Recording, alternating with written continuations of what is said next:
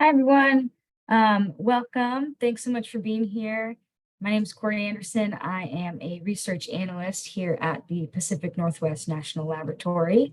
And I'd like to welcome you to today's webinar, Best Practices for Understanding and Improving Compliance, Field Studies, Circuit Riders, and more. Before we begin, I'd like to cover a few logistical items. At this time, everyone should be in listen-only mode. The webinar is being recorded, as you've probably seen, and we will have the video available in about a week on the website.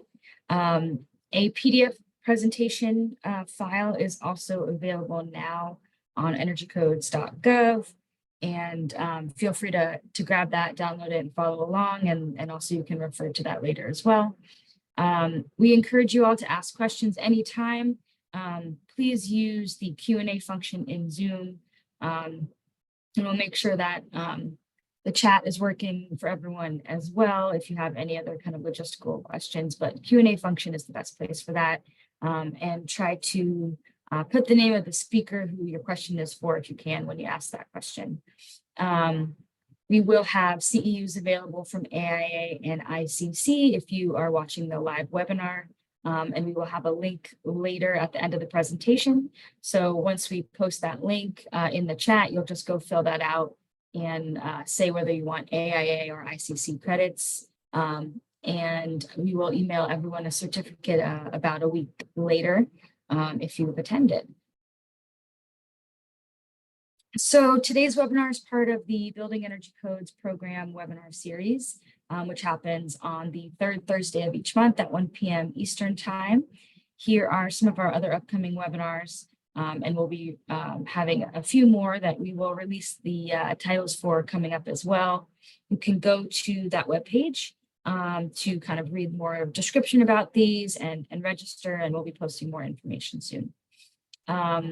Now, before we begin, I also wanted to see if I could share a couple of poll questions just to get some information about who our audience is today. So let me launch those now, and please go ahead and fill those out, and we'll share the results and get a little more info about where you're coming from and what you all do for work.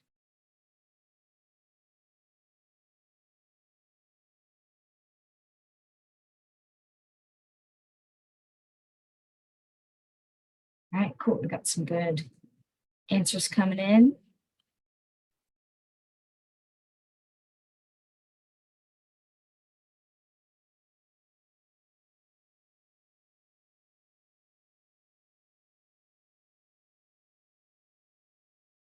So we have a good amount of other, so I'm curious about what you do for work if you don't fit into one of these little categories you put there. It always helps us get an idea of what else we should put in these polls too.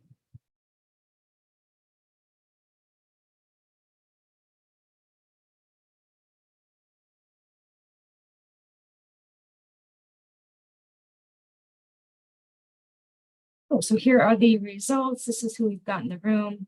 Good amount of code officials, engineers, architects, designers, consultants, and a lot of people that fall into that other category. Are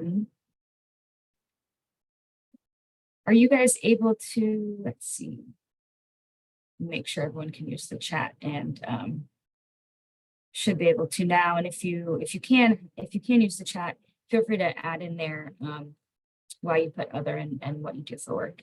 And a lot of people from the Northeast we have today, so welcome. It's cold everywhere, wherever you are, and hope everyone is staying warm.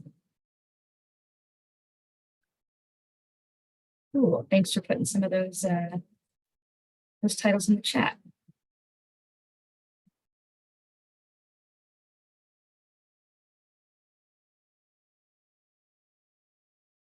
So we have some really great speakers today that are going to be talking about code compliance in a bunch of different ways and from perspectives all over the country. So welcome to all of our speakers, and thank you so much for being here. We have Chris Burgess, Shauna Mozingo, Adam Berry, and Jackie Dadakis, and we'll learn more about them And for now, I think I'm going to be done speaking. I'll turn it over to our moderator, Ed Carley with NASIO. Feel free to take it away, Ed. All right, thank you, Corey. And thank you to Corey, Rose, and everyone else at PNNL for inviting me and the other speakers to be a part of this webinar and for putting together this webinar series. It's really great. So thank you for all the hard work that goes into this. So welcome, as Corey said, my name is Ed Carley. I'm a Senior Program Director at the National Association of State Energy Officials, or NASIO.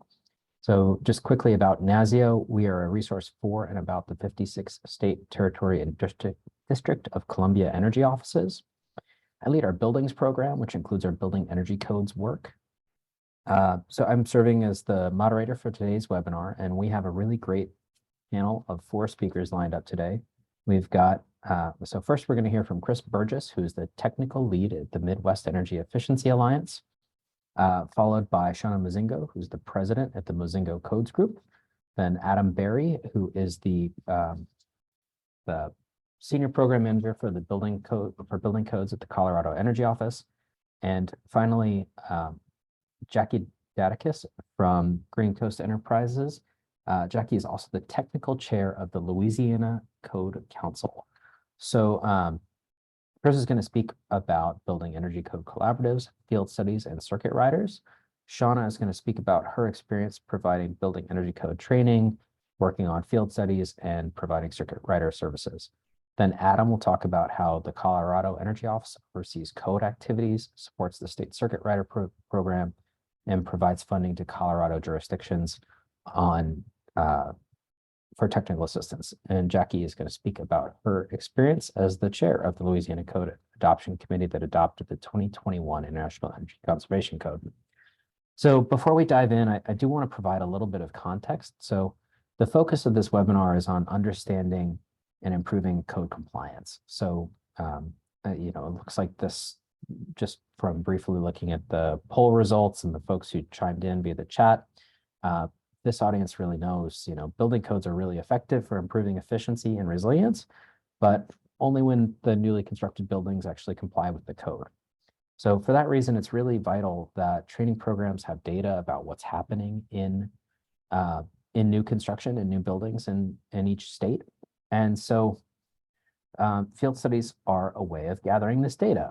The Department of Energy has developed a really effective and useful tool and methodology to support communities that want to gather this information. So we'll hear some about that. I've led 3 of those field studies in different states across the country over the last couple of years that I've been with NASIO. And it's really useful information to inform training programs and other efforts that go into building code improvement and compliance efforts. So let's see. So similarly, building code collaboratives provide an opportunity for building code stakeholders to talk to each other and discuss building code trainings, the opportunities and challenges that they might be facing around building codes. Circuit riders are a great complement to field studies and to code collaboratives.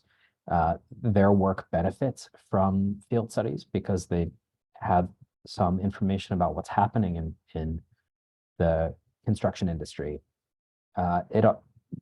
Circuit riders are also a really great resource when a code official or somebody runs into a tricky question or an unusual question about code compliance.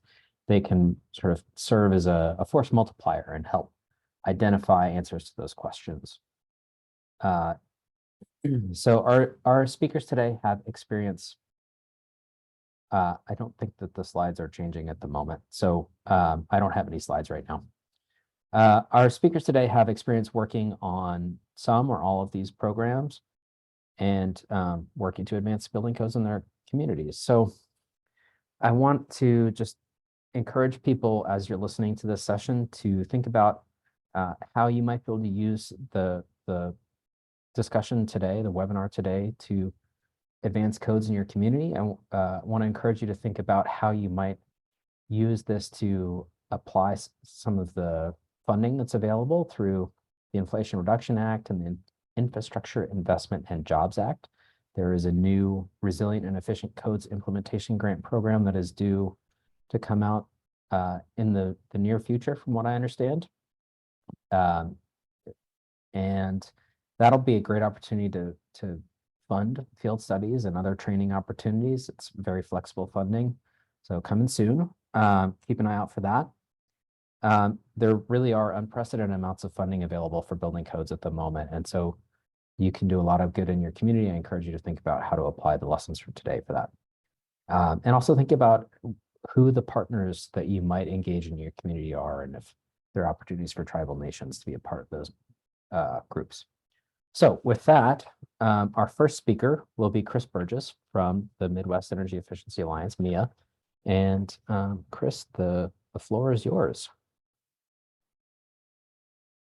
Thanks, Ed.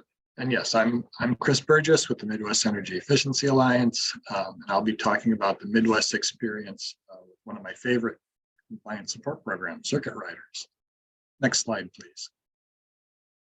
It's a pretty straightforward agenda. I'll talk a little about what a circuit rider is, some things that we think are important considerations for a circuit rider program, how the circuit rider can interact with other energy code programs, and close it out with a quick overview of the programs we've had in the Midwest. Next slide, please. But first, a little about MIA. We are one of 6 regional energy efficiency organizations, or RIOs, in the US, and cover 13 states in the Midwest. We're a membership organization with over 150 members, and from all sectors of the industry, including energy service companies, state and local government, utilities, academia, research, and so on. And as the slide says, we help identify, understand, and implement cost-effective energy efficiency strategies that provide economic and environmental benefits. Next slide, please. So what's a circuit rider? Well, a circuit rider is an old term that's been appropriated to describe an energy code consultant who travels around to stakeholder offices and job sites to give advice and lend their expertise. Interestingly, the first circuit riders were actually pastors in rural areas who would travel around to different congregations on a regular schedule. And then building on that idea, the first US Congress established 3 circuit courts as a way for cases to be heard all around our fledgling country. A couple hundred years later, the idea was picked up as a way to educate energy code stakeholders, with the first circuit rider being established in Washington State in the late 1980s. Next slide, please. While not ubiquitous, there's circuit riders in all parts of the country and operate on sort of different frameworks. I'll be talking about the Midwest experience with circuit riders. And so let's get to it. What do circuit riders do? For us, first and foremost, we see them as an expert resource about the energy code, about the building science behind the energy code requirements, the intent of the provisions, best practices for compliance. And for us as well, circuit riders are proactive. That means their job is to go knock on doors and help people with energy code concerns. It's great if someone reaches out for assistance, but we think circuit riders should actively reach out to stakeholders and travel to where it's most convenient to meet them. We see circuit riders as a way to connect with people who don't self-select to participate in trainings and other educational opportunities, like this one. Importantly, the circuit rider should meet people where they're at. It's an easy thing to say, but in terms of energy code understanding, it runs the gamut here from there's an energy code in our state to weedy, nuanced discussions about floor insulation, installation, and bonus rooms above the garage or whatever. But regardless of the issue, the circuit rider should listen and help with whatever the problem is at hand. One of the things that we find helpful as well is I think the circuit rider can help demystify the code. At least in the Midwest here, there's a lot of what I'll call grudging compliance with the energy code, sort of like high schoolers wanting to know if it's on the test. And the circuit rider can help clarify novel or confusing provisions in the code, explain the building science behind the requirements, offer the stakeholder a deeper understanding. Next slide, please. So we sort of see the circuit rider as a personalized energy code coach, tailor the information to the audience. We like to work them to work with small groups or one-on-one kind of situations. The broader presentations they do are really important to build awareness. But the core idea is to really help individual stakeholders with whatever it is they're having trouble with.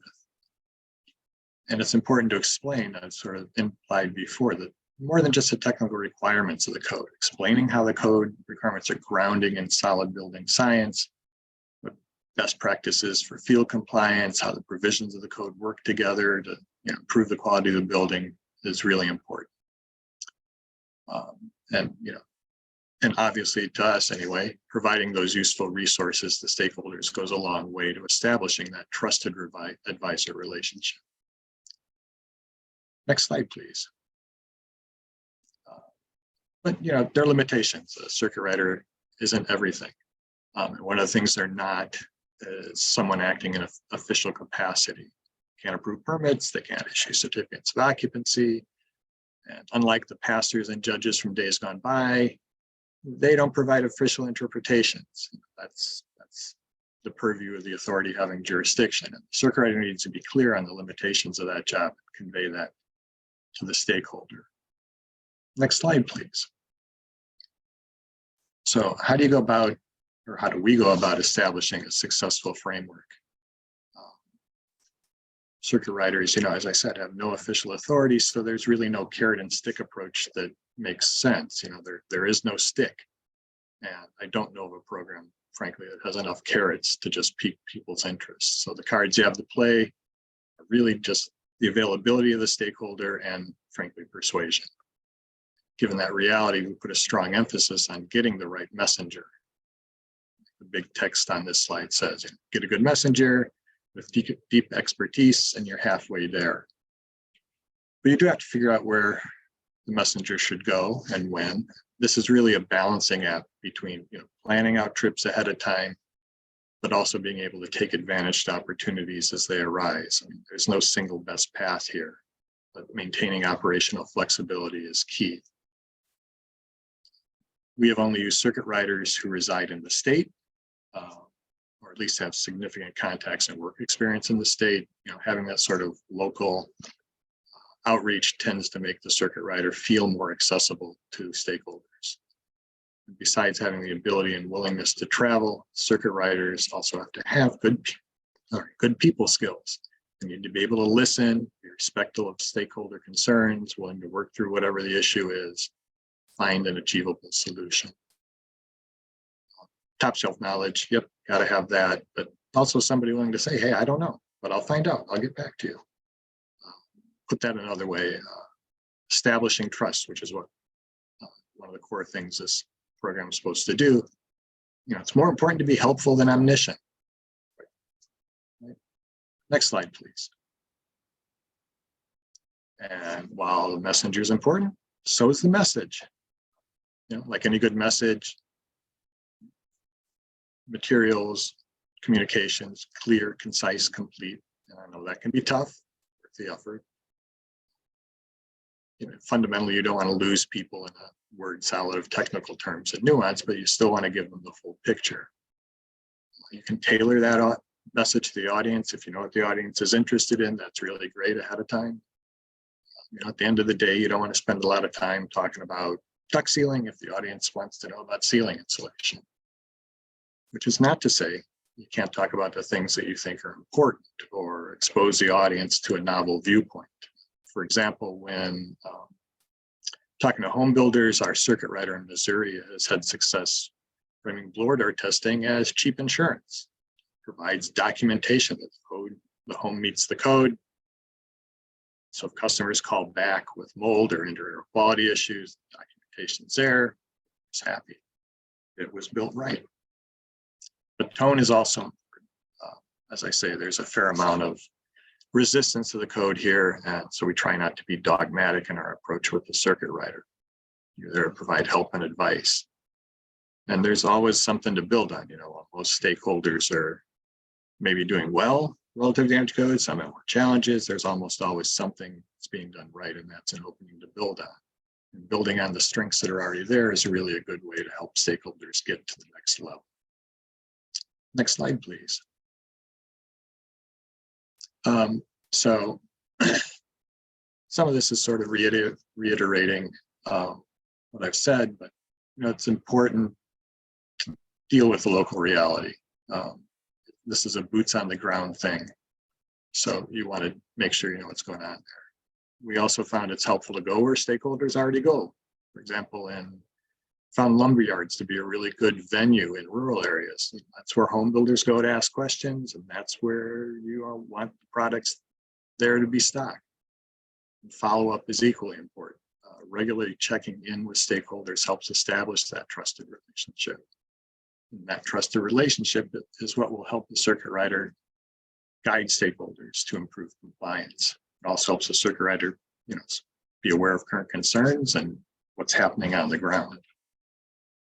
Next slide, please. Wonderful as they are, circuit riders aren't the only game in town. So, figuring out how to work with other groups is really, a win-win situation. This slide is sort of an idealized approach. Reach out to organizations, may share your viewpoint, work with them, hone your message, start small, expand out, make more connections, sort of create that buzz between organizations and in general about energy codes and the benefits they bring.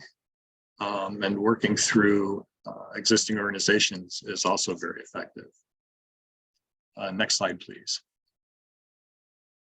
On those other organizations, right? Professional and trade associations, they're a great place to spread the word and make contacts, distribute materials.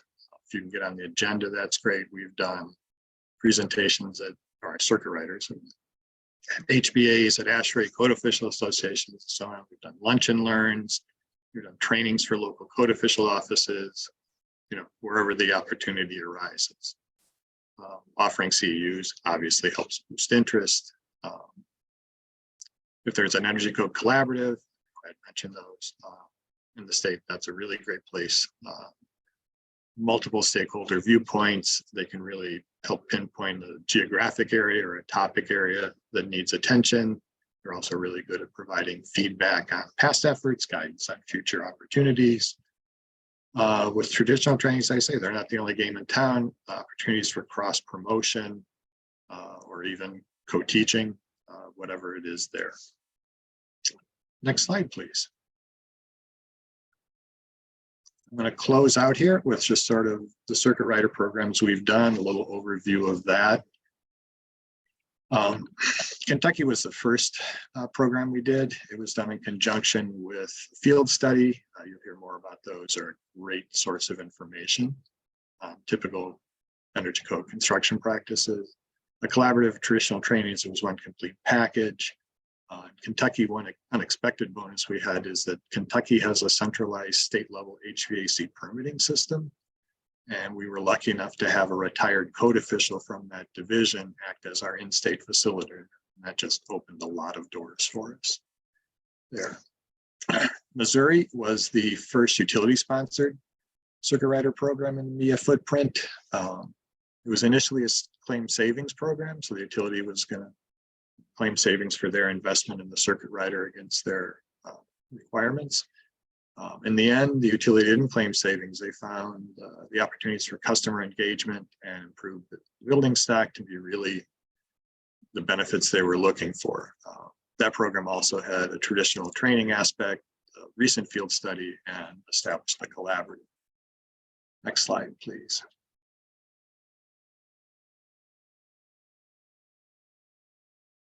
Thank you. So when the utility program ended, there was a fair amount of interest in Missouri to continue the circuit rider program, collaborative, and we worked and found some alternate funding. In doing that, we expanded the program statewide. Previously, it was just the utility service territory, and it also expanded to include commercial education and support. And this program is continuing, and there's a new program starting up, statewide energy efficiency workforce development program that we're going to closely coordinate with in that sort of cross-promotional coordinated aspect I mentioned before. The Nebraska program was part of a 4-year competitive funding award that ends in July. Again, that circuit rider program was complemented by longstanding Energy Code Collaborative traditional trainings similar to Missouri. There's a lot of interest in continuing it, so we're looking for some new funding. Next slide, please. The IO program started actually as a standalone. There is no collaborative, there is no other trainings really going on.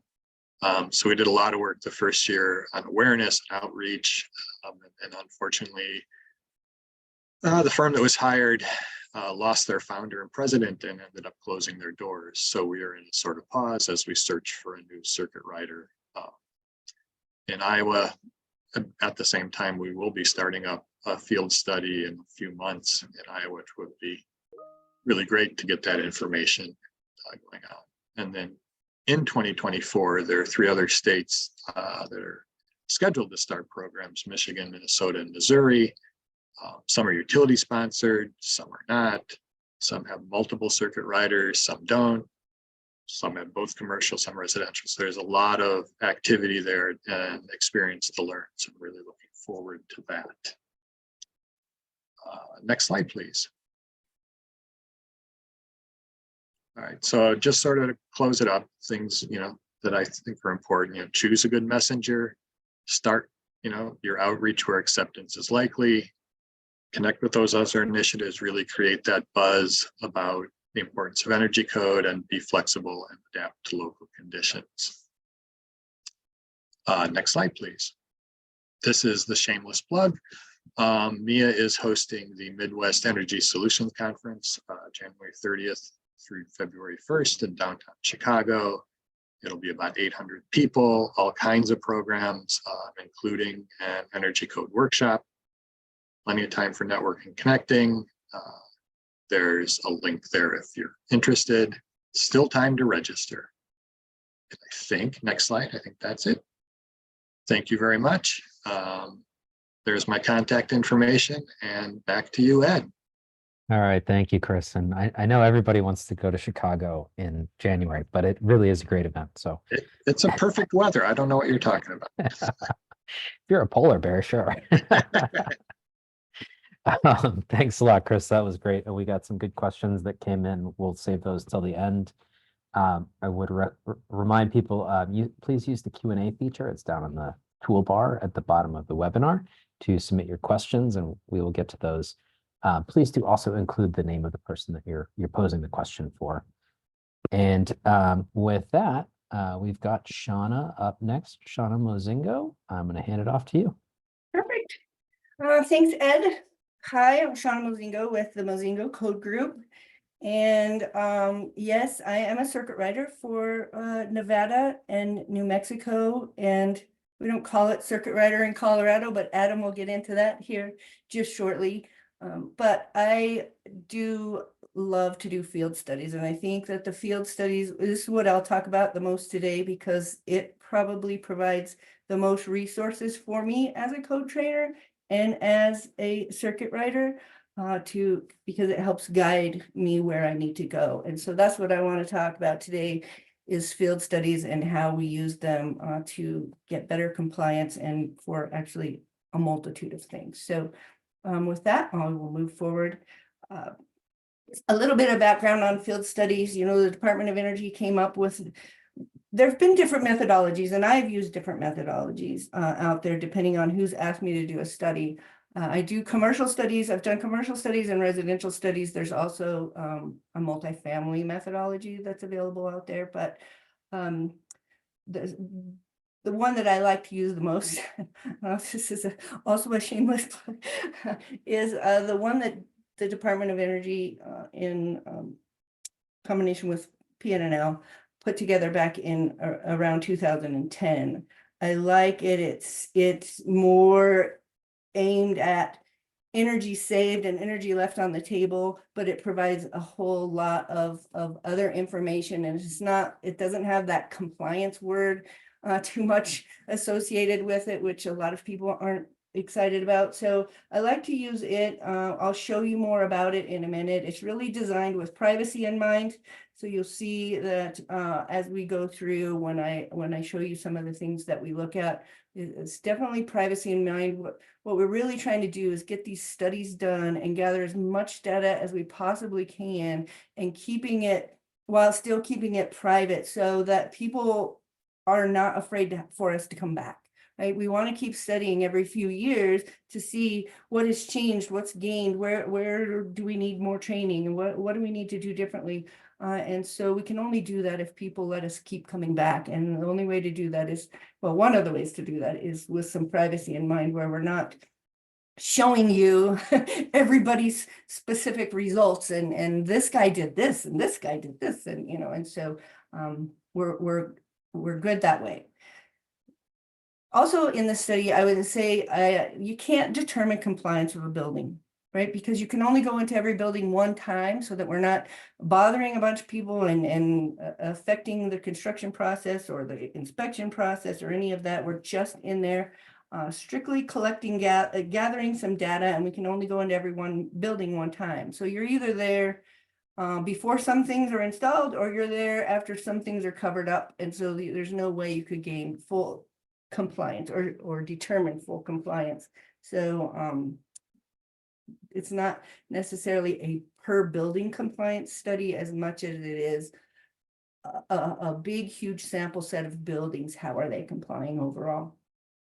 Like I said, we're just gathering some information on what's being designed, what is actually being constructed, and how's it being looked at in the field as it relates to codes. Some of the studies, like a commercial study, will also look at plan review. The residential studies are more at field inspection only, and not plan review. It's typically, I would say, the ones that I've done, either a state is interested in what's going on in their state and they will ask the study to be done. I've had a utility companies come and say, hey, we would like to know, we want to provide some different things in our in our future plans, and we need to know where we're at. And so utilities, regional energy offices, or organizations like Southwest Energy Efficiency Sweep, or NASIO I've had, and so there's different people have different reasons why they want it done, and so that's usually who will do it. The methodology was created so that any state could actually take this methodology and have somebody do it and pretty easily. The methodology is great, and we're working on a commentary for that methodology, for all the methodologies, to put in some helpful hints along the way. So it really is great to use it. I would say that there are different, like I said, there's different methodologies out there. I love the PNNL methodology, DOE PNNL methodology. There are other ones.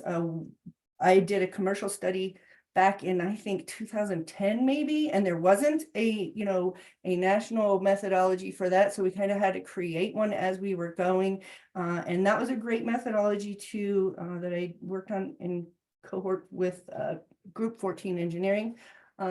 But as codes change, a lot of those methodologies have to change. That's the nice thing about the DOE methodology, is that you're doing the same thing all of the time, and so it doesn't matter, the code addition doesn't matter until you get into analyzing the savings, and so it's nice to use this one. I would just say whatever methodology you choose to do a field study, if you write your own or you use a nationally recognized one, use the same one a few times so that you get a true baseline. What you find today, compare apples to apples in 3 or 4 years, so that you're looking at the same baseline effect.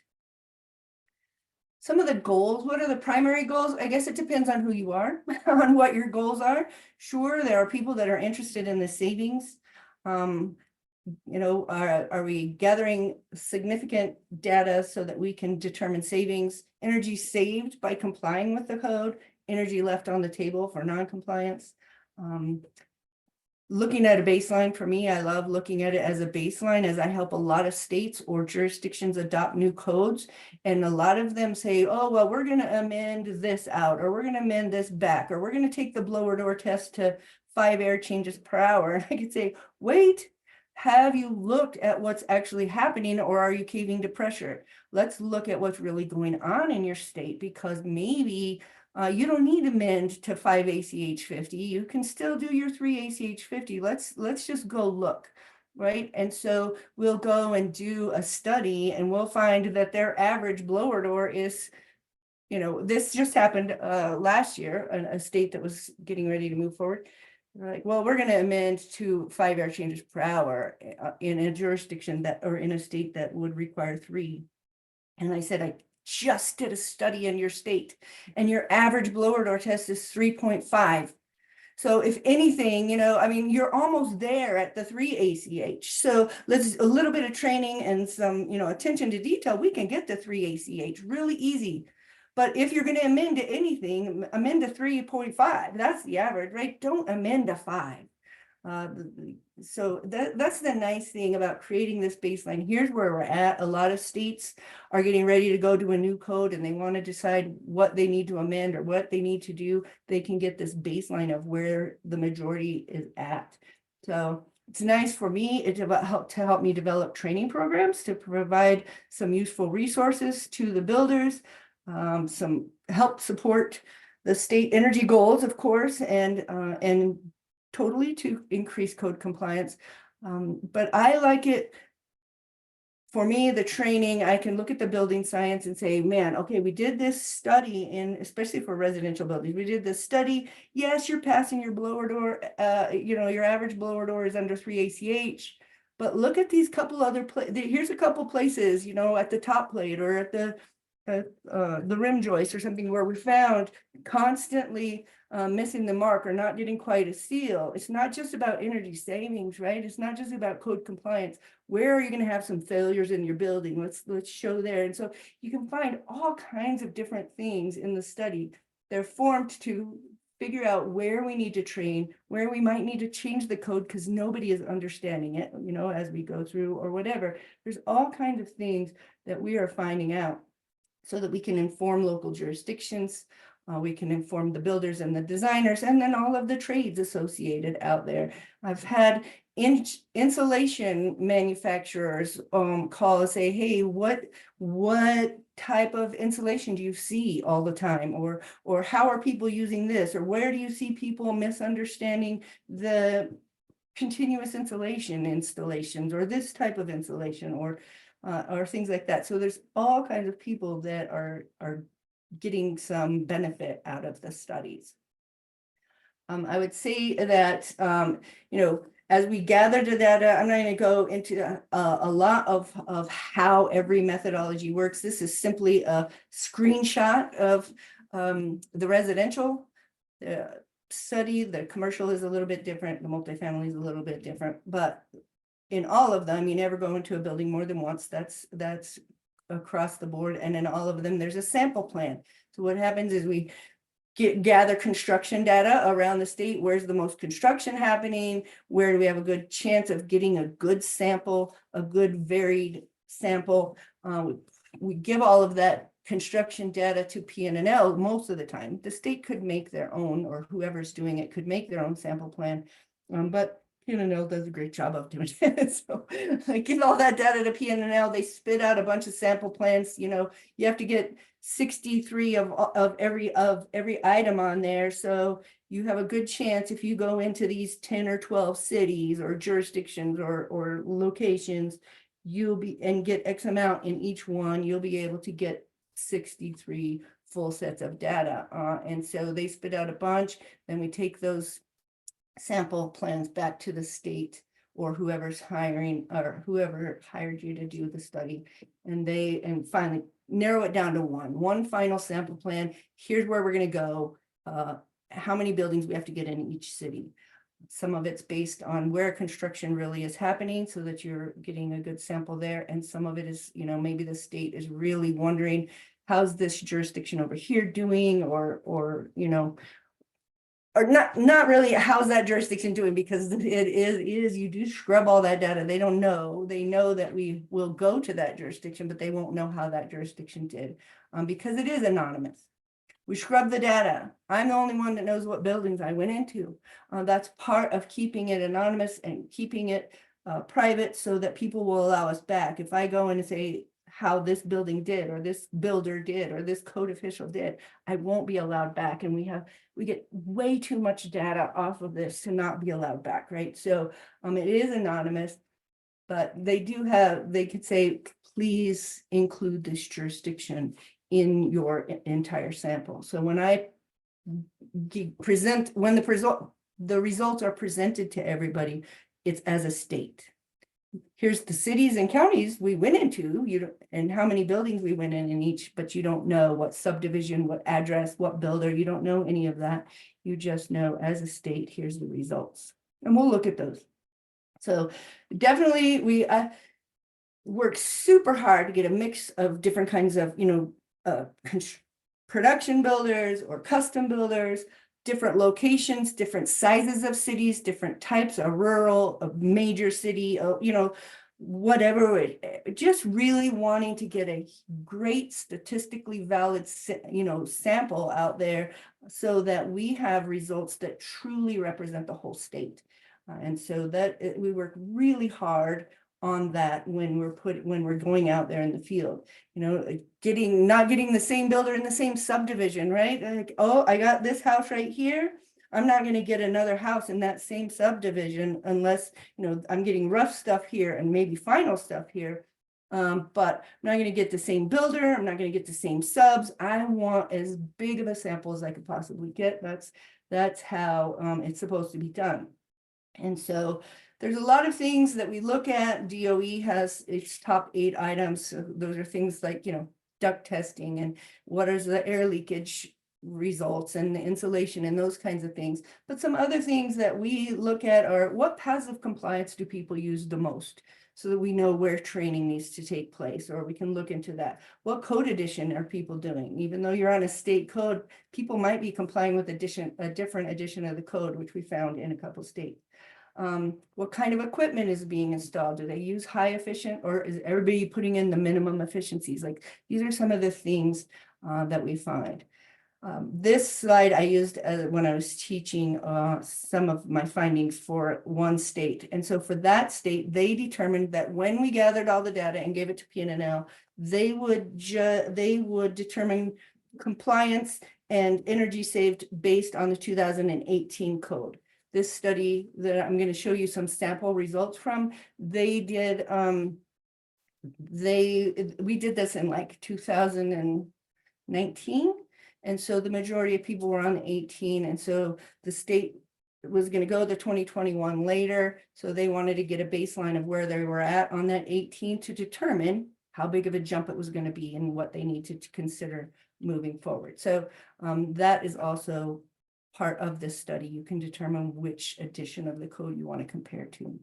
So I'm just going to show you real quickly some findings so that we can just kind of discuss the different ways that the findings are being used.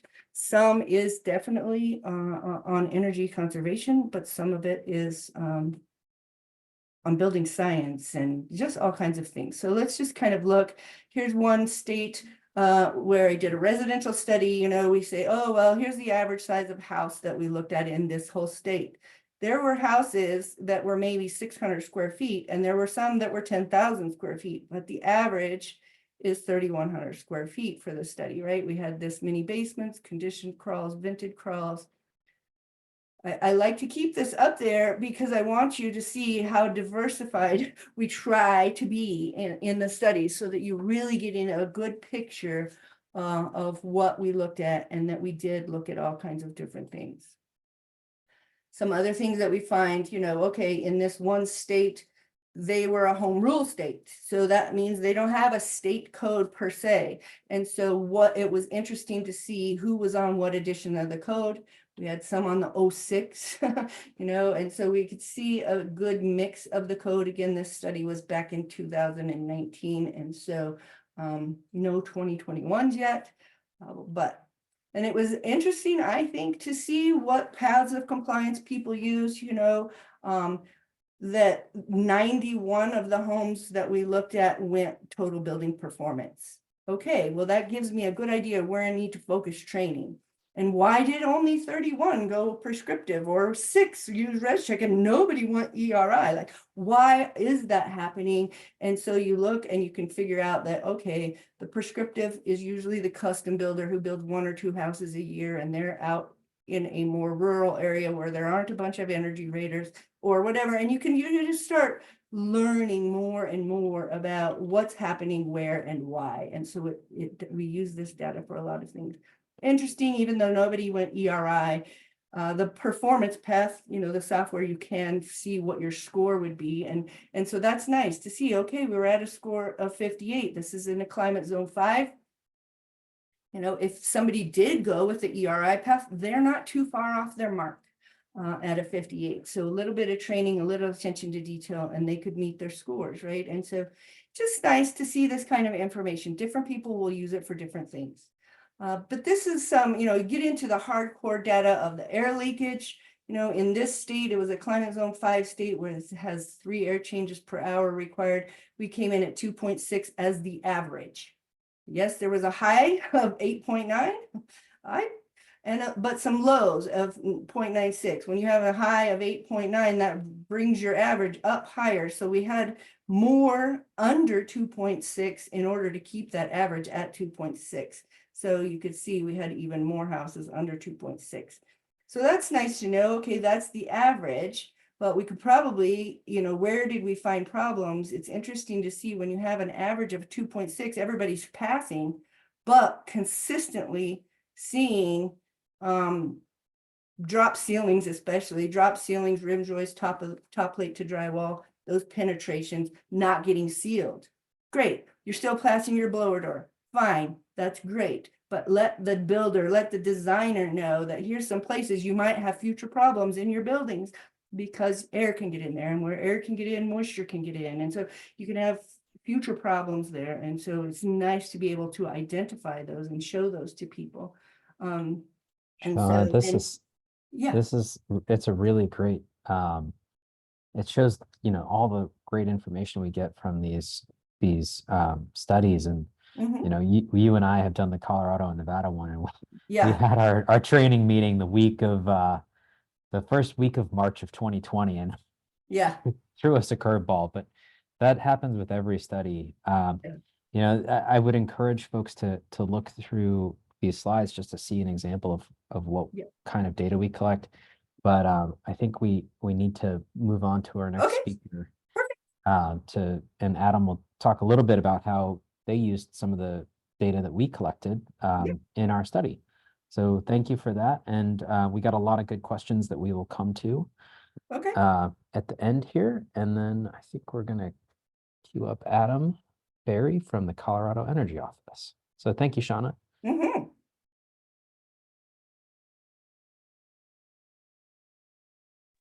All right, thank you, Ed, and thanks everybody for joining us today. I'm Adam Berry with the Colorado Energy Office, and I lead the Energy Office's work relating to building energy codes and adoption work and implementation and compliance work that we support here in the state of Colorado. So just to give a quick overview of Colorado's circumstances, just so you understand where we prioritize our resources and why we structure our approach the way we do. Colorado is a home rule state that has over 300 individual jurisdictions that are individually responsible for adopting, implementing, and enforcing building codes at the local level. And most of that compliance and enforcement does happen at the local level and not at the state level, with the exception of some provisions relating to the electrical code and the plumbing code. So because Colorado is a home rule state, and local governments have traditionally had opportunities and authority to completely decide how and when they want to adopt building codes, how they want to enforce those codes, the state had to really, in order to push for some stronger energy provisions in codes across the state, had to thread a bit of the needle about how we were going to push those at a state level with a home rule structure. And so a few years ago, our state legislature passed a law that actually requires a minimum energy code, but it only requires that code be adopted and complied with when a jurisdiction adopts or updates any other of their building codes. So it still gives local governments a lot of control over the timing and how they do that adoption. And so because of this structure and the fact that so much of what is actually being done is happening at the local level, the state's role in Colorado is really primarily to provide resources and assistance to those local governments to make sure that they are, you know, well resourced and have all of the information, technical knowledge, funding that they may need to make sure that they're actually properly enforcing compliance with their adopted energy codes. So as a result of this, the Energy Office has a number of different programs and resources that we utilize and that we manage to really help provide that assistance to local governments across the state so that we're bolstering energy code adoption and compliance across the state. And so the first of these three is kind of what Shauna was alluding to earlier about how the Colorado structure doesn't technically call them circuit riders, but it's in many ways functions similarly to circuit riders. But we have a program that provides access to subject matter expertise to local governments for both training and technical assistance. So I'll talk about that. A few years ago, Colorado set up a code assistance helpline. So we'll talk about what that looks like and what support that provides to both private industry as well as local governments. And then we have developed a code adoption toolkit, which the name includes adoption of course, but the toolkit also provides a number of resources for compliance as well. So we'll talk through a number of those resources too. So first, just really looking at the subject matter expert training and technical assistance offerings that the Energy Office currently funds and partners with others around the state to do. So we work with a lot of our private industry partners and the largest utility in the state here, Xcel Energy, to really create a dynamic offering of different resources to be available to local governments that include a number of subject matter experts, including Shauna and others around the state of Colorado that work with these local governments to provide training, to provide technical assistance on code adoption and implementation. And so some of the types of trainings that we offer include a bi-weekly webinar series. So the Energy Office partners with Xcel Energy to do an every other Wednesday bi-weekly webinar. Those webinars will cover high-level topics generally that cover a bunch of different aspects of codes, including, you know, what is different between different versions of codes, different aspects of the code. So looking at, you know, design and, you know, infrastructure of mechanical systems, duct systems, insulation, and, you know, building envelope considerations, and a lot of other areas that they'll give information on in these webinars. And then also some of the stretch code requirements that the Energy Office and the state are requiring jurisdictions to begin adopting. We also offer on-demand and role-based training. So this is really kind of more in line with the circuit rider approach, where jurisdictions are able to request specific training on specific topics, and one of our subject matter experts will either work with them to provide a virtual training or travel to that community and provide an in-person training on whatever topic or subject that they are interested in learning more about. And that is available both to building departments as well as, you know, builders and design teams. So that training is available. And role-based training, we're really starting to roll out more, where we will actually have these subject matter experts who will be walking through with our, you know, local building officials and plan reviewers and, you know, permit counter folks, and just helping them work through what they are needing to do in their individual roles as it relates to compliance with the latest codes that they have adopted. And so that is something that we are currently in the process of rolling out right now. And then we have also just recently launched a program to support air leakage and duct leakage training. So blower door testing training in more of our rural communities, as we have found that resistance to that type of testing in the code requirement is one of the larger barriers we actually see for a lot of our rural jurisdictions in both adopting the latest codes, but also in terms of the compliance, verifying compliance upon permit approval, given that we are looking at a lot of areas that have very little, if any, workforce that are trained or qualified in doing that type of testing. So we have expanded our programs to include some training and certification work on that as well. And then looking at the code helpline that we've set up, so the Energy Office has worked also in partnership with Excel and other partners to establish a helpline where building departments, design teams, builders, members of the public, pretty much anyone in the state who has a question relating to any of the I codes are able to submit a question to this helpline, and one of our subject matter experts will respond to them within 2 business days on, providing either technical analysis or providing other assistance to them to help answer the question that they may have. And some of the kinds of questions we get typically relate to requirements of the I codes, and this is related to all of our building codes, not just the energy code, but what is maybe required for a certain circumstance or for a certain community. What are requirements of any stretch codes that jurisdictions may have adopted or that are part of the state's package of stretch codes. How to review or inspect for certain measures, how different provisions of the codes interact with each other across, perhaps the energy code and the residential code. And then whether or not certain design or materials would comply with adopted code. So a big caveat here, kind of along the lines of what Chris alluded to earlier in his discussion about circuit riders, is that we, through this code helpline, do not provide specific design advice, nor do we give definite affirmation that a specific design or a specific approach would, certainly comply with code, given that it is ultimately the local government and the building official who will make the final determination on whether or not something complies. But this code helpline at least gives the opportunity for subject matter experts to provide some advice or considerations for those teams or the person submitting the question about whether or not they are on the right track, what the code requires for their specific design or the specific, structure or system that they're looking at designing, and at least can help point them in the right direction. And then one of the really unique things that we've done here in Colorado is really put together this adoption toolkit that we have that really is intended to provide resources and information to local governments and the building industry professionals on all of the different phases of energy codes, from adoption to implementation, compliance, training. And so this really serves as a hub for the state for anyone within those industries to go and look for different resources that can help them at the various stages of adoption through compliance of the energy code in their local government. So as you can see here on the left, this is a screenshot of our homepage for our toolkit.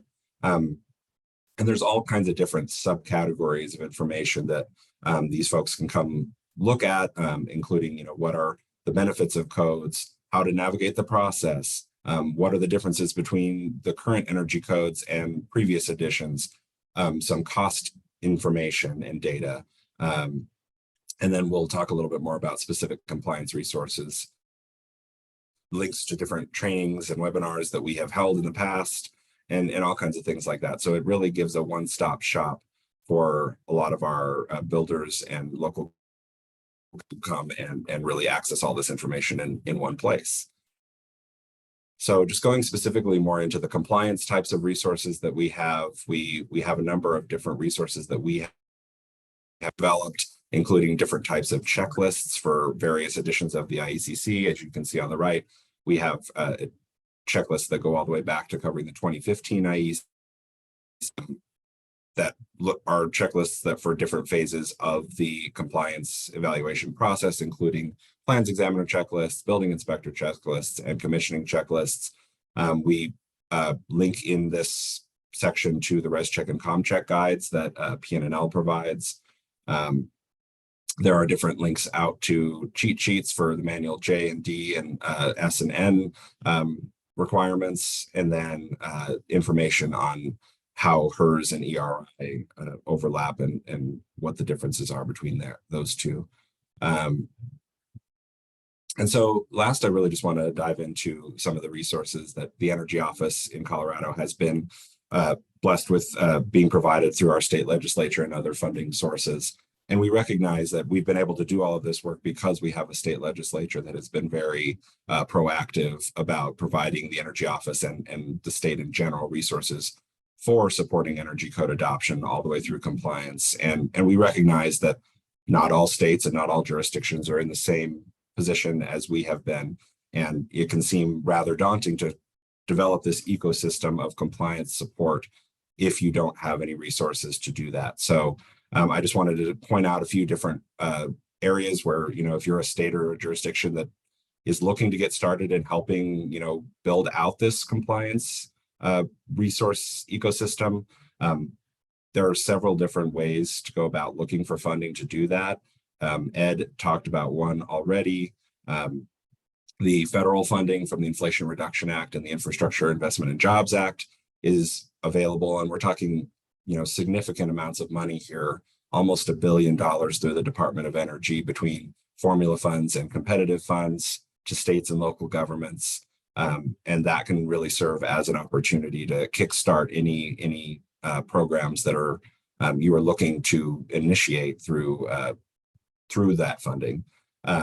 Another area that we have been really fortunate in is working with utilities in the state.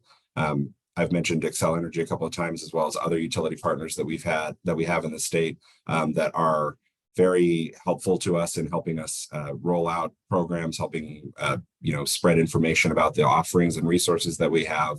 And many utilities across different states have large budgets that are mandatory through the Public Utilities Commission or other just utility-driven programs to drive energy efficiency work in buildings. And a lot of those programs allow those utilities to take credit for work that supports energy code adoption and implementation. And so utilities are oftentimes a very good partner in this work and can help provide funding and resources to help you kickstart your compliance support efforts.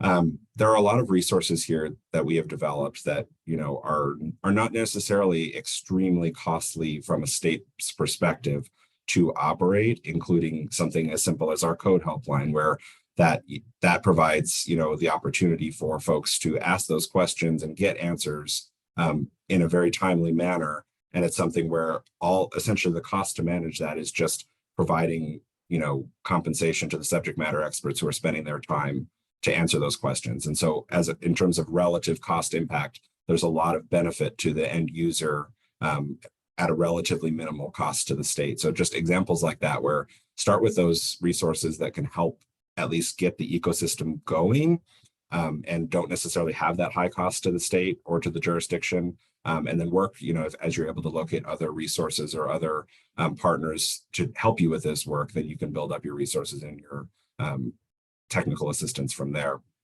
And then certainly learn from and leverage work done by other states and jurisdictions. I speak to, folks representing other states all the time. And we like to do a lot of cross learning and education about here's what we're doing. We learn about what they're doing. And, there's a lot of benefit there from understanding and building off of what other states and jurisdictions have done rather than trying to reinvent the wheel or start from scratch. And now there is a funded effort by the Department of Energy, the National Energy Codes Collaborative, which is being spearheaded by by ACEEE, that is going to be helping to convene a lot of these types of collective learnings between states and jurisdictions. And so I think that that's going to be a really exciting platform to help us really build out our mutual support and what resources and learnings we can share between states and jurisdictions.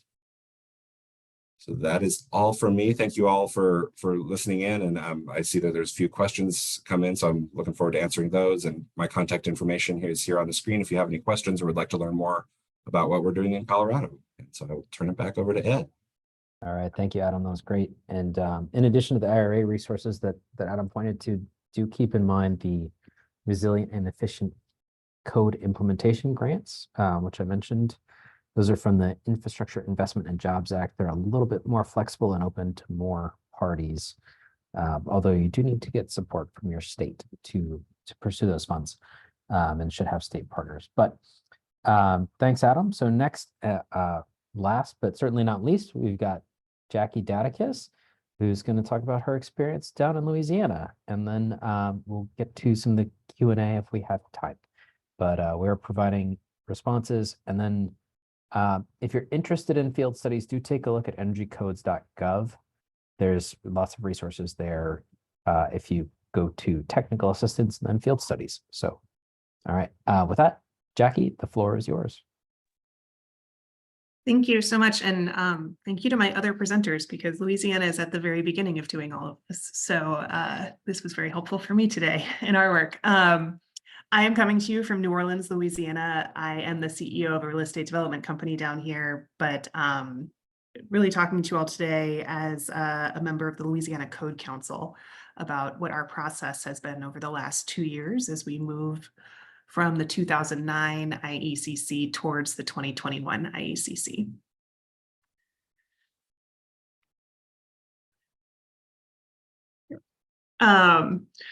Here's an example of one of the buildings my company completed, a multifamily Energy Star for multifamily certified building here in New Orleans. We also provide green certifications to other developers in the region, including Energy Star, Zero Energy Ready Homes, the Enterprise Green Communities Standard, Fortified, which is a wind certification that's becoming very important here on the Gulf Coast, and GBS. So I know a lot of people are often surprised to learn that Louisiana has some of the strongest building codes in the United States, but it's a reality of where we live, and it's a reality of us all wanting to continue to live here. This is the NOAA climate disaster map from 2020. And there were so many hurricanes that hit Louisiana that they ran out of space on the graphic. But in fact, Delta, Laura, and Zeta all came and hit within 100 miles of each other here on the Louisiana coast. So a lot of our focus at Code Council has been through the lens of resilience and making sure we're building stronger going forward and setting our citizens and residents up to be able to stay in their homes during major climate events. As part of this, we're seeing, while not necessarily huge population growth as a state, we're seeing pretty major population swings within the southern part of our state. So we're seeing residents move away from some of the places furthest down on the coast into our levee system. And so a lot of new construction has been happening in the last 10 years along our I-10 and I-12 corridors. And that is also a major focus of the work we're trying to do as we roll out the new codes in the state, is making sure we're catching these new construction projects as soon as possible. Building codes are very much in the spotlight down here. Everyone is talking about them. We've seen some pretty big lawsuits against production builders, and then also it's become a really important part of the conversation we're having about stabilizing our insurance market. Similarly, I know conversations are happening now in Florida and California, and building codes are really at the center of making sure that we in the state are doing everything we can to meet the needs of insurance providers, to make sure the reinsurance market will actually step back into the property market down here. And hopefully, starting with just stabilizing insurance markets, and then long-term hoping to see our insurance prices go down. We've seen pretty regularly in the southern part of the state, people seeing almost 100% to 200% premium increases year over year for the last 4 years. A little bit of background about how we do codes in the state of Louisiana. We are a statewide minimum maximum state. So what we do at the Code Council is the law of the land in every community. And we are required at the Code Council to adopt the most current versions of the IRC, the IBC, and the NEC within 6 years of publication.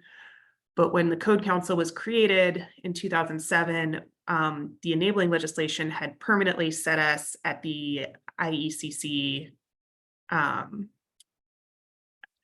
2009. And so over the last couple of years, we've brought together a broad-based coalition to get our energy code into the same cycle of adoption as our IRC and our IBC.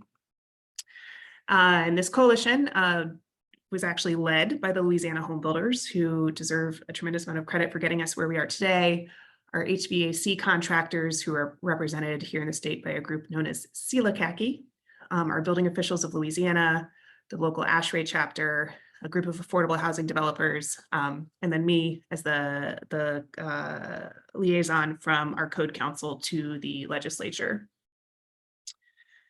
And we were able to actually get this unanimously passed through the Louisiana House and Senate in 2002. And we established a 15-member transition committee to tackle our adoption and amendment process.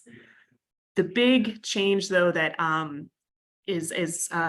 we're just now rolling out in the last 6 months is the compliance has moved from our state fire marshal office, where it used to just be a res check or a com check. So basically, you know, if the front page said yes, no more was done to check if you were complying with the energy code. To now our local building offices will be doing the code check compliance along with they were already doing the compliance for IRC, IBC, and the rest of the plan review, but now the IECC is moving to the local building code offices. So the first round of training has really been focusing on our building officials at the local level to make sure they have the tools they need as we're rolling out the new code. We adopted our amended 2021 on July 1st of 2023. So we're about 6 months into adoption right now. And going forward, we will update the energy code with all future I-code review cycles. Our Energy Code Transition Committee was written into the legislation which organizations would have representation, trying to make sure we had contractors and home builders, design professionals, but also advocates at the table for energy efficiency as well. And we had 14 meetings over the course of 4 months to get through this adoption and amendment process. And ultimately, we're able to meet our deadline. And this is what code adoption looks like. It's very, very exciting to sit in these rooms. Overall, the 2021 I-code review cycle was a really, really big one for us. We actually had to do both 2018 and 2021 at the same time because COVID had prevented us from getting the 2018 done in time. We moved to the 2021 IECC, but we also did a number of things that went above code regarding our wind zone 3. So that's about the bottom third of the state where hurricane force winds are going to be coming on shore. And so we've brought in portions of the fortified standard that go above the 2021 for residential and commercial structures. And we also adopted a statewide minimum of 1 foot above the base flood elevation in flood zones, otherwise known as freeboard, the ASCE 24 part of that. All in all, trying to create a package that is making sure our houses going forward, Three Little Pig style, are not built out of straw, but are built out of brick. The Louisiana amendments to the 2021 code. The biggest one is we actually just made the whole state 2A, so warm, humid climate. There was a portion at the top of the state that was climate zone 3. It's less than 10% of the building permits that get pulled every year are in the climate zone 3 area. And so this was actually specifically to help us with the rollout of this and making sure we could have compliance, that the entire state is under the same set of standards. And the biggest impact was reducing the ceiling R value, or the R value from R38 to R49. Our air leakage was also amended down to 7 ACH. I really appreciated talking, because I'll get into, we're going to be doing a baseline study for Louisiana. Our general expectation is that everyone is easily actually meeting the 5 ACH once they start testing for it. And so we hope as we go into our next code review cycle, we will just be able to have the data to present that we don't need to have this amendment. But this amendment was pretty important to getting us to the final bullet point, which is making sure we are doing a mandatory blower door and duct blaster on all of our on all of the new construction houses going forward. And this is a draft analysis that I think at some point we're just going to finalize with PNNL, but it finds that we're about 5.5% less efficient than the 2021 if we had not amended. So we fall really right in between 2018 and 2021 right now. Hopefully we'll get closer to just the full adoption in our next cycle. So we were lucky to actually be one of the first recipients of the Resilient and Efficient Code Awards, the RECCE Awards, awarded last July, and we got started October 1st, which is, I don't have much of an update beyond we're started, but we will be doing over the next 18 months a baseline study of our building code enforcement, and that will be really, really well timed to feed into when we start the 2024 adoption cycle. Again, hopefully being able to have actual data to point to for some of these loosening amendments, that they're not as needed as our construction professionals are concerned they are. This code award also just drastically increases the ability for funding training over the next 18 months. We're going to be developing a circuit rider program for the state of Louisiana. And our partners to do this include the Southeast Energy Efficiency Alliance, ICC, the Louisiana AIA, Louisiana Home Builders, the Office of the State Fire Marshal, and our State Energy Office. So really all the different groups that are touching from design to construction here in the state. And very, very lucky to have SIA helping us go prime on that award, because our State Energy Office, while being extremely supportive of everything we're trying to do, is also extremely understaffed at the moment. And so having one more grant that we had to get in last year felt like a really big lift. So thank you to SIA for helping us get that through. Thank you to ICC for helping us develop our curriculum here as well. We hope to start doing these trainings soon. We don't have our final schedule yet. The grant calls for us to get started this summer. I think we're trying to get started before that if we can. I will say though, as far as how is our rollout going on the ground, the 45L tax credit rolling out in tandem with our code change, while was not our doing, has greatly anecdotally reduced the complaining we were expecting in the first 6 months of this compliance. It seems most of our builders are going at least the Energy Star pathway for the 45L right now, which gets them with our loosening amendments easily to meeting the new code changes. Emphasis though at the moment is really on our workforce training. We have 5 HERS raters in the state at the moment. We do have a few more BPI trained raters, but not that many more. Definitely not covering the full state either. But we have some really exciting sort of initial community-based organization collaboration with our University of Louisiana Lafayette as an example of getting really quick training out the door. They also have a solar ready grant from the Department of Energy. So we're seeing ULL really step up and hopefully bring along a bunch of our other both university level and also technical college level organizations to get this training out and get this training out statewide. So I'm sure or hope that I'll have an opportunity to update more as Louisiana really gets going. We're about 3 months into this, which means we've had some planning meetings, but I know on the ground, want to get started with the actual training as soon as possible. So what's next?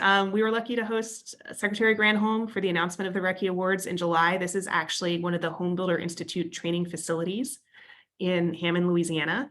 And I'm hoping to see a bunch of graduates coming out of there this summer. And I think that's the end of my presentation. So we're on to questions. Yes, thank you. Thank you so much, Jackie. So just want to note, Rose just posted the link to the CEUs. And so let's see, we've got some questions here. We've got about 7 minutes left. So here's one we should probably hit real quick. Could you please describe the 45L tax credit? And Jackie, I'm going to pitch that one to you. Well, the 45L tax credit has existed for a while now, but had a bunch of changes, and I'm sure someone else knows whether it was BIL or IRA that made the changes better than I here, that has made it much easier and clearer with sort of calling out directly Energy Star as one pathway and the Zero Energy Ready Homes as another pathway. I forget, I think Energy Star is $1,500 and Zero Energy Ready Homes is $5,000 per house. It becomes easy for the contractor to take that tax credit. So basically it's a carrot incentive. You know, if someone's out there telling you this is going to cost me $2,800 more to do it this way, well, you can get $5,000 from the federal government now. So thank you very much. You're making it easier for us on the ground to implement. Energy Star is $2,500. Thank you. Someone in the chat did know. Yeah, I'm pretty sure that was IRA that did that, the Inflation Reduction Act, but about 98% sure, but could be wrong. And if you're using, I realize there's a lot of raters in there. We use Ecotrope in our office. It's really easy to just produce the 45L certificate alongside your Energy Star or your Zero Energy Ready home. So if you're working for a production home builder who doesn't know about it yet, you can just print that sheet too when they get the tax credit. So let's see. There's a question in the chat, or excuse me, in the Q&A about the top 8 measures that we collect in the field studies. And Shauna did answer that in the Q&A box, but I'm just going to read it out. So folks who didn't see that, it's envelope tightness, window U factor, window SHGC, solar heat gain coefficient, wall insulation, ceiling inflow insulation, lighting, foundation insulation, and duct tightness. And so PNNL does some supercomputer wizardry, which is a technical term, and measures, they do analysis that takes the samples in those specific areas, the data points, and from the 126 residential buildings that are required to develop a sample for the state, and basically produces statewide savings estimates if those measures all meet the code, and that informs the training that happens in each state. And that's like the really short, too long to read version. But if anyone has more questions, I've run 3 of those studies, and they are really great for putting together information to inform training programs. Happy to answer any questions based on my experience. Definitely think about the opportunity to do that in the next round of RECCE grants. It's really useful. Let's see. Other questions here.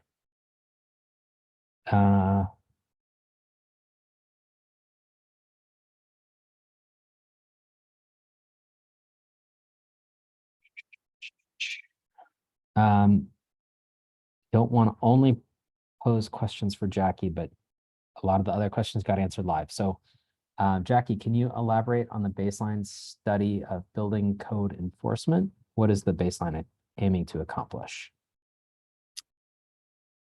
I'm really hoping we get data like what Shauna was able to show in her presentation for the state of Louisiana. We really don't know how well code compliance is going as a state. And so it's being structured very similar to what she presented. There'll be a certain sampling of various different sized houses and buildings, and both plan review and on-site construction will be tested. And from that, we'll hopefully know how well we're doing in actually implementing the energy code, the 2021 energy code, and both to inform the training cycles that will be coming after this, but also to inform when we go into that next round of code adoption.